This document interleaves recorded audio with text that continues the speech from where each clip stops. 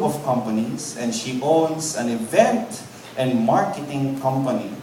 Currently, she is the executive director of Children's Hour. Kilala niyo ba yung Children's Hour? Yan. Children's Hour. What is Children's Hour? I'll let her go into details. But they're raising funds. They invite individuals, employees, organizations to donate at least 1 hour's worth of your salary or earning once a year. Magkano ba sweldo mo? Tapos i-compute mo in 1 hour. Yung 1 hour na yon, yun yung ibibigay. They invite individuals, kung magkano yung isang oras mo, give to the organization for 1 year. Not bad, diba? Madamot ba yung katabi mo? Katingin nga. Then they provide opportunities for every children, disadvantaged Filipino children, to volunteer activities. They give out grants to deserving projects that focuses on education, health and nutrition, and child protection. But in a personal level, she's a very close friend. She's a close friend. She's all smile. Pag tingin niyo sa kanya, nakangiti lang siya parate. Parang mamaya, tingnan niyo mamaya.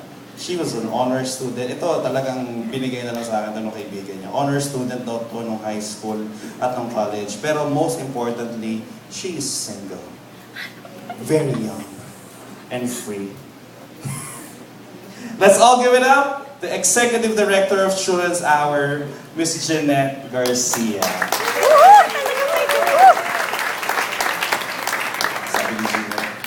Hi, parang alam ko kung sino yung nagbigay ng brief about me. Good evening. I hope you don't mind. I'll just stand here kasi medyo nakaka-conscious dyan sa taas. As Brother Jan explained, I'm the Executive Director of Children's Hour. We're an NGO. We're based in Makati. May kodigo ako kasi medyo madaldal rin ako and I don't want to take up all of the time. So, I'm here to share why I'm happy about the work that I do and why I enjoy working. Sabi ko, I was looking at the crowd, sabi ko, parang iba dito, hindi pa buhay nung nagsimula ako magtrabaho. I started working 18 years ago when I was 10 years old. Tapos, so, I was 18 years ago, I started working, and the way I describe it, it was like a roller coaster. The way I got to where I am now, it was like a roller coaster. Children's Hour, as Brother Jan explained, is an NGO. We raise funds, and then we give away the funds to deserving project partners. So, we fund other NGOs to do the work. And this is all for the benefit of children nationwide, yung mga disadvantaged. So we have projects on education, health and nutrition, child protection. And I am where I am and I'm very happy and I've told this to my board, sabi ko, nako, I'm probably going to grow old and die here. But yun nga, it's been a roller coaster. And I'm glad that there are young people here because it's medyo mahabang kwento, but let me just shorten it.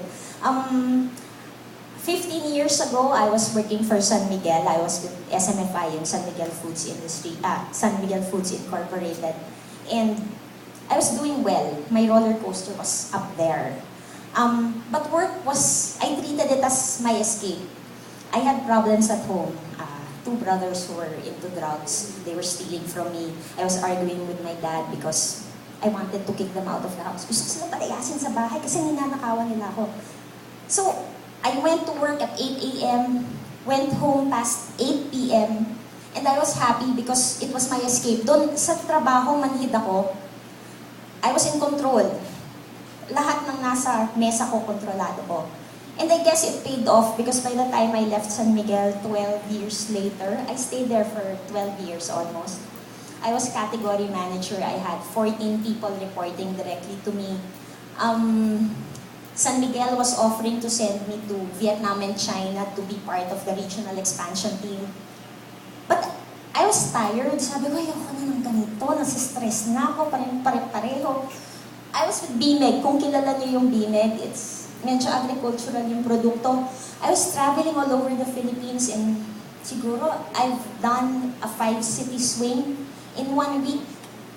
5 cities in Luzon, Visayas, and Mindanao yung pinuntahan namin. One day, I took breakfast in Mindanao, had lunch in Luzon, and had dinner in Visayas. And I traveled by land, by sea, and by air. All in one day. So nakakapagod. Sabi ko, teka, pahinga muna ako. So I begged my boss na, wag niyo na akong padala sa China, wag niyo akong padala sa Vietnam. I want to retire because they were offering an early retirement program. Siyempre may halong pa-tears kay boss. Kung hindi niyo ako ipag-retire, magre-resign ako kasi pagod na ako. Buti naman na-convince si boss ko.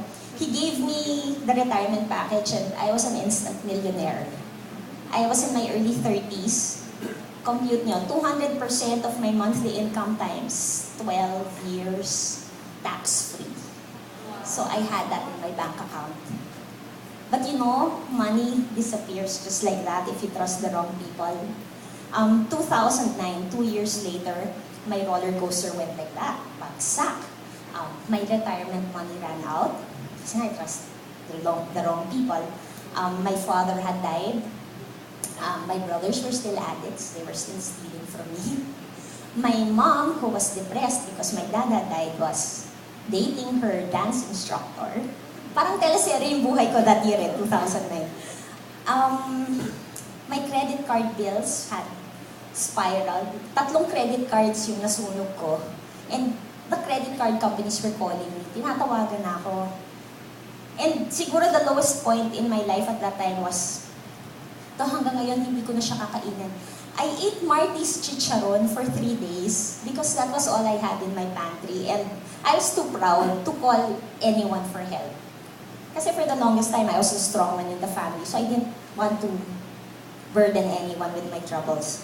So at that time, work naman was my salvation. I was doing freelance work and every time I could work, I felt blessed because it gave me the opportunity to survive, to go on another day, because freelance work was keeping me alive.